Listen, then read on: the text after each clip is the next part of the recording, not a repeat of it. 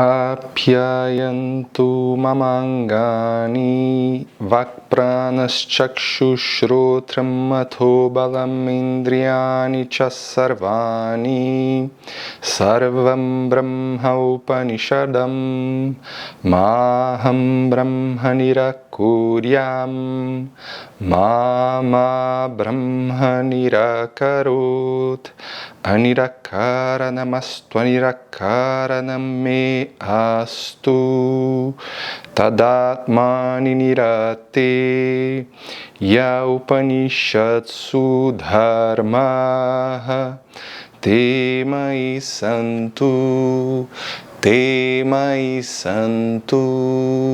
Om Shanti Shanti Shanti. Nós já estamos no capítulo 4, o capítulo final da Kena Upanishad. E nessa altura também nós vamos concluir aqui este ensinamento feito sobre esse símbolo, sobre essa analogia entre os Devas e Brahman. Nós vimos aqui no capítulo 3 e no início do capítulo 4 essa alegoria, essa historinha sendo contada sobre os Devas em relação a Brahman, em relação a Ishvara. Nós entendemos que Ishvara, que é essa palavra que vem do radical Ish em sânscrito, que significa aquilo que governa, é Karma Phala Data, ou seja, é aquele que dá a todos nós os frutos das nossas ações. Por quê? Porque nós não temos a capacidade de escolher o resultado daquilo que a gente faz. Nós temos a capacidade total de escolher como fazer. Então nós temos aquele grande ensinamento de Krishna para Arjuna. Yoga Karma Sukaushalam. Yoga é a habilidade na ação. Yoga é essa capacidade de buscar o seu melhor, de fazer o seu melhor sempre, independente dos resultados. Porque para um adhikarin, para esta pessoa madura, para esta pessoa que busca o autoconhecimento, os resultados das coisas não importam. O que importa é moksha. O que importa é esse entendimento de que ela é plena, de que ela é livre. Então, todos nós temos as nossas responsabilidades como indivíduos que somos. E nós precisamos cumprir com essas responsabilidades. Isso é chamado de Dharma. Dharma é aquilo que tem que ser feito. Então nós temos Dharma dentro de casa, nós temos responsabilidades dentro de casa, nós temos responsabilidades nos nossos trabalhos, nós temos responsabilidades em relação ao mundo. Então, nós cumprimos com essas responsabilidades da melhor forma que a gente pode. A gente não cumpre essas responsabilidades pela recompensa que o cumprimento desses papéis pode nos dar. Enquanto a gente age dessa forma, nós estamos presos naquilo que é chamado de samsara, ou seja, nós estamos agindo simplesmente por causa de uma recompensa que dentro dessa tradição é chamada de punyam. É dito pela tradição que este punyam vai gerar futuramente nas nossas vidas algum tipo de recompensa, nós vamos ter algum tipo de ganho. Ao mesmo tempo, a tradição também diz, e isso é uma coisa que não pode ser constatada, é uma crença, que este punyam me trará uma vida nova, uma vida depois dessa, também muito interessante. Então, acaba que a minha vida se torna sempre um correr atrás de uma recompensa, um correr atrás de uma felicidade que não está aqui, que está em algum lugar do futuro, que está em algum lugar diferente do qual eu estou, que está até mesmo em uma próxima vida, como a própria tradição diz. Então, o que Vedanta tenta me trazer como luz aqui, como ensinamento aqui, é que essa felicidade não deve ser deixada para depois. Essa felicidade não é algo que você vai desfrutar futuramente ou numa próxima vida. Essa felicidade não é um objeto a ser alcançado. Essa felicidade é aquilo que você já é. E para enxergar essa felicidade que você já é necessária essa tal mente madura. É necessário esse teu desejo por enxergá-la. É necessário discernimento, é necessário desapego desses resultados, esses 4 Ds sobre os quais eu falei na aula anterior. Então, é isso que difere um yogi, um adhikari, de uma outra pessoa que ainda está com esta mentalidade de que a felicidade está apoiada em alguma coisa diferente do que ela é. Então, Ishvara é karma pala data, ou seja, é este que dá o fruto da ação, porque existem inúmeras variáveis à nossa volta que interferem nas nossas ações. Então, por isso, eu não tenho controle sobre os resultados das ações. Eu tenho controle, no máximo, sobre como eu executo a ação. Então, eu executo esta ação da melhor forma possível. Porque quando eu executo essa ação da melhor forma possível, eu estou em paz comigo mesmo, eu estou tranquilo comigo mesmo. E, por consequência, as pessoas à minha volta também acabam desfrutando dessa ação muito bem feita que eu realizo, dessa ação consciente, desta ação deliberada que eu realizo.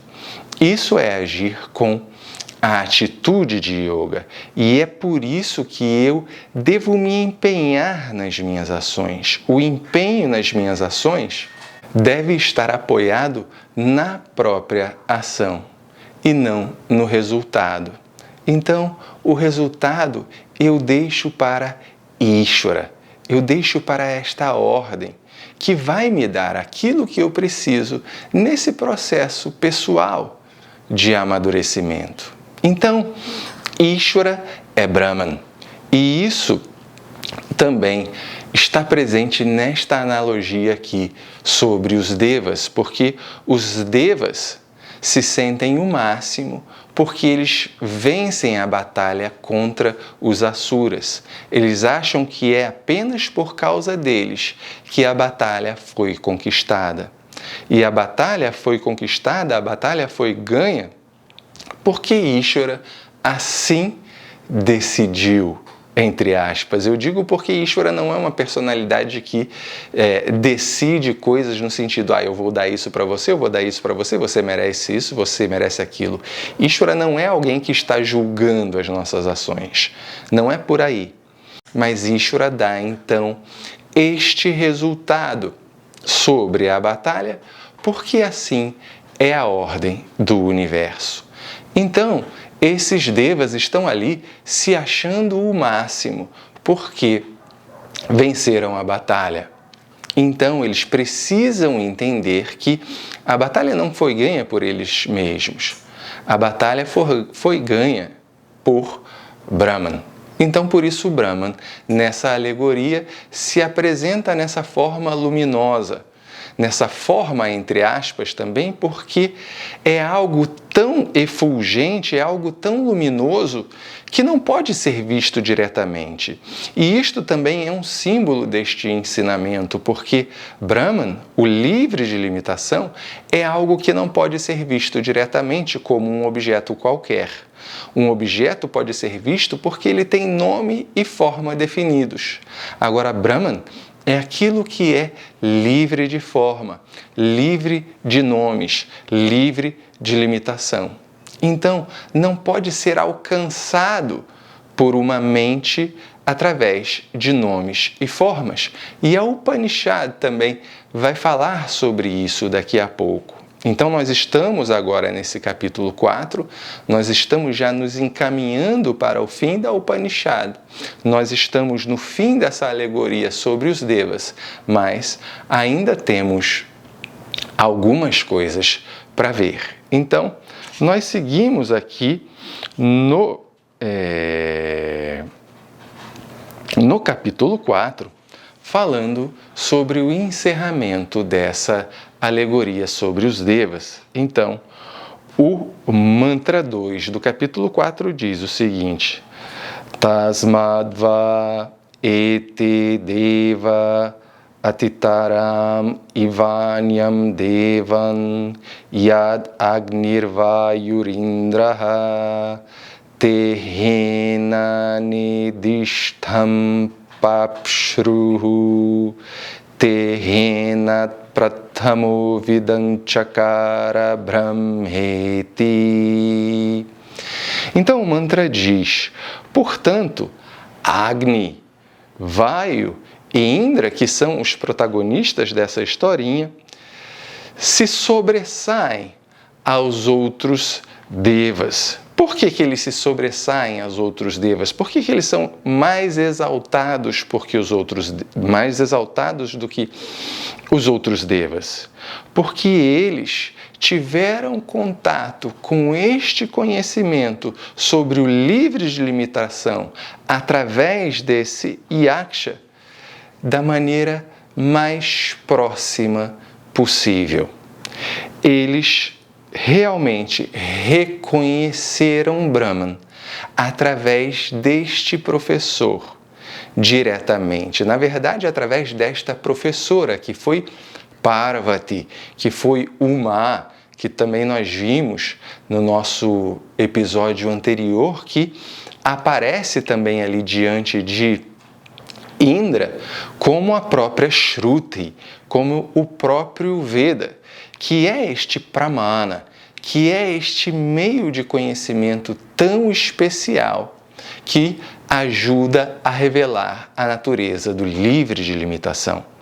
Portanto, a gente acabou de ver que a mente ordinária e os sentidos, que obviamente trabalham junto com a mente, não conseguem reconhecer aquilo que é Brahman.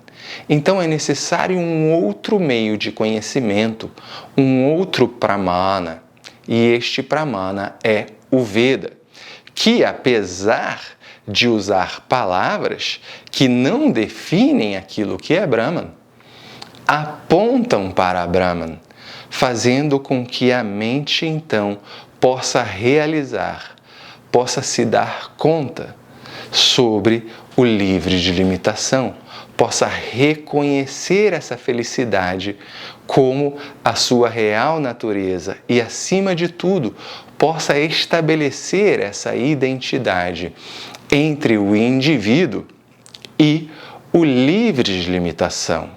Tat Tuam Asi Aham Brahmasmi são Mahavakyas que apontam para esta identidade entre o indivíduo e o todo. E também é importante ressaltarmos aqui, dentro dessa alegoria que a gente viu sobre os devas, que os devas também são divas. São divas, ou seja, são indivíduos como nós. Porém, são indivíduos, pelo menos é dito pela tradição, que ao longo de uma vida fizeram práticas de ascese, fizeram práticas ascéticas, praticaram tapas ao longo da vida toda, com esse objetivo de conquistar este posto de deva. Então, essa alegoria também nos remete um pouco ao que acontece conosco nos dias de hoje. Como eu estava falando, a gente deveria cumprir com as nossas responsabilidades não pela recompensa, mas porque nós precisamos cumprir com essas responsabilidades. Então, é como esses divas aqui, que têm esse desejo de se transformar em devas, também estivessem preocupados com a recompensa e não com o fazer em si mesmo.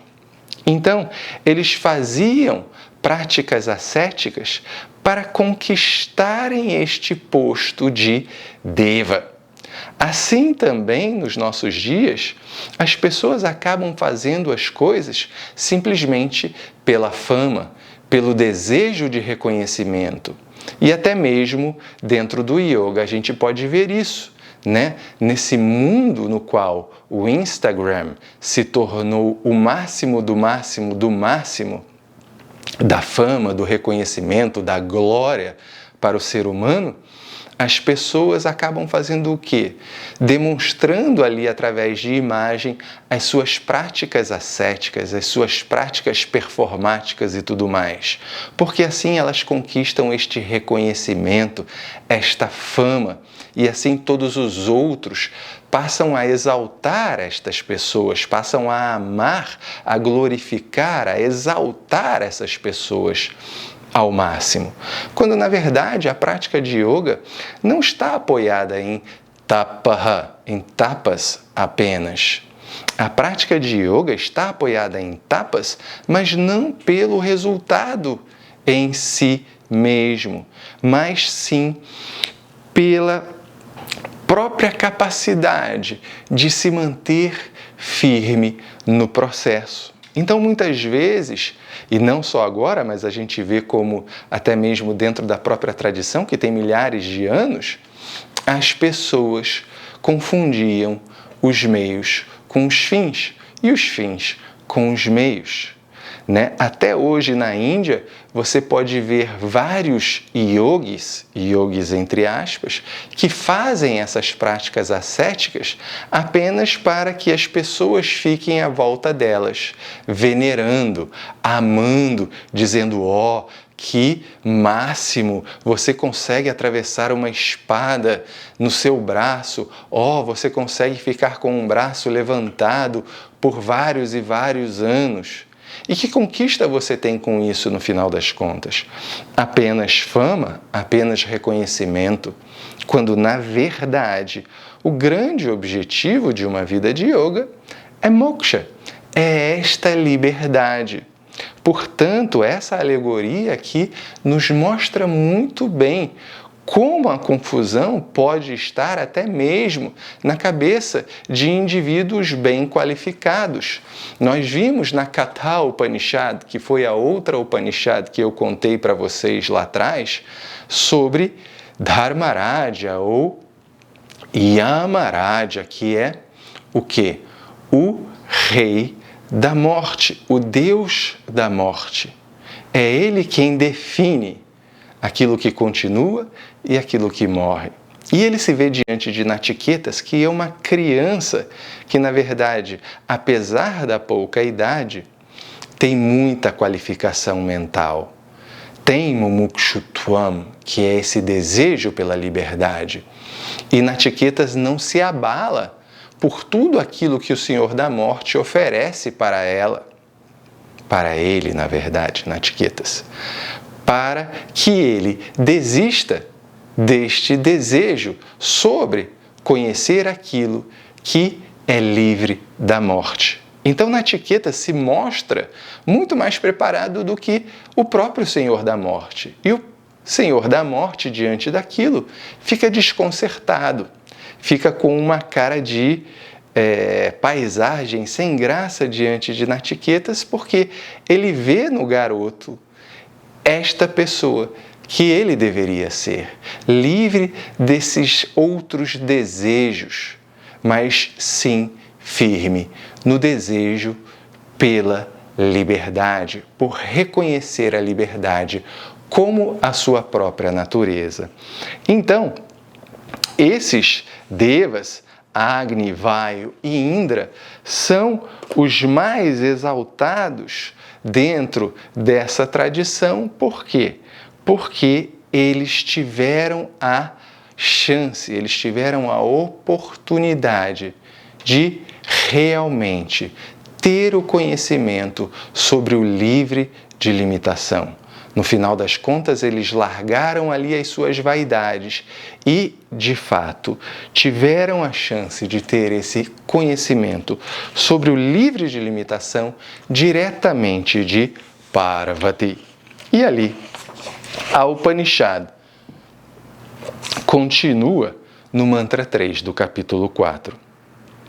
Tasmadva Indro Titaram Iva Anyam Devan Sahena Nedishtam Pasparsha Sahena Prathamo Vidanchakara Brahmeti. Portanto, Indra, de fato, é aquele que é mais exaltado, mais ainda do que isso em relação a estes dois outros devas, que são Agni e Vayu. Ele, de fato, entrou em contato com este conhecimento direto, porque ele soube, em primeiro lugar, ele foi o primeiro desses três que soube que aquele Yaksha era Brahman, era o livre de limitação. Então, Indra recebeu esse conhecimento de Parvati e depois Indra contou para Agni e Vayu sobre esse conhecimento do livre de limitação. E nós chegamos aqui na conclusão desse ensinamento no mantra 4. Tasyaisha adesho yad etad vidyuto vyadyutad a itinyamimishad a ityadhidaivatam. Então, a partir de agora, a Upanishad estabelece aqui mais uma analogia, mais uma metáfora para que a gente possa compreender a natureza de Brahman. Então, a Upanishad diz: este Brahman é como um relâmpago, é como um raio no céu. Este Brahman é comparável com o momento no qual nós piscamos os olhos, aquele segundo, aquele milissegundo nos quais nós piscamos os olhos, no momento em que este relâmpago, este raio, se apresenta no céu. Isso significa o quê? Significa que Brahman é como este relâmpago, é como este Yaksha, que a própria Upanishad usou como exemplo. É este ser de luz, ou é esta luz para a qual você não consegue olhar diretamente. Quando o relâmpago aparece, quando o raio aparece, ele é tão brilhante que os seus olhos não conseguem suportar. Então, naquele momento, há uma rápida piscada dos seus olhos, porque os seus olhos não aguentam, não suportam a claridade. Então, o que isso significa? Isso significa que este relâmpago não pode ser visto diretamente. Você não pode olhar para ele diretamente. Este raio não pode ser visto diretamente. Assim como o Brahman não pode ser visto diretamente como qualquer objeto com o qual você se relaciona, porque a sua mente bloqueia naquele ponto. A mente bloqueia no ponto no qual não existe uma forma e não existe um nome. Então, se não existe um nome e não existe uma forma, a mente não vê, a mente não compreende. Então, esta é a analogia usada aqui. Você fecha os olhos no sentido de que você não consegue compreender através dessa mente racional, dessa mente que trabalha ou que funciona através de nomes e formas. Então, naquele momento que você fecha os olhos, você deixa de ver. Mas, ao mesmo tempo, é dito que Brahman é visto para aqueles que têm a mente madura. Então, mais uma vez, eu vou recorrer aqui aos Yoga Sutras. Patanjali diz: Yogaschitta vritti nirodha. Yoga é esta capacidade de dissolver a identificação com os objetos com os quais você se relaciona. Ou seja, não assumo a forma, não assumo as qualidades dos objetos com os quais eu me relaciono. E principalmente o meu corpo e a minha mente quando eu estou falando disso. E depois Patanjali diz, Tadadrashtu swarupe avasthanam. Então essa pessoa que consegue dissolver as identificações com os objetos com os quais se relaciona, vê aquilo que é a sua real natureza. Então, é necessário que a gente seja capaz de dissolver essas identificações com os objetos com os quais a gente se relaciona. Porque uma vez que os objetos desaparecem, resta aquilo que você é essencialmente. E você não é nenhum objeto. Você não é nenhum nome e nenhuma forma. Você simplesmente é. Você simplesmente existe. Então, não é através dos sentidos, não é através da mente despreparada e imatura que nós chegamos a esse entendimento em relação a quem nós somos.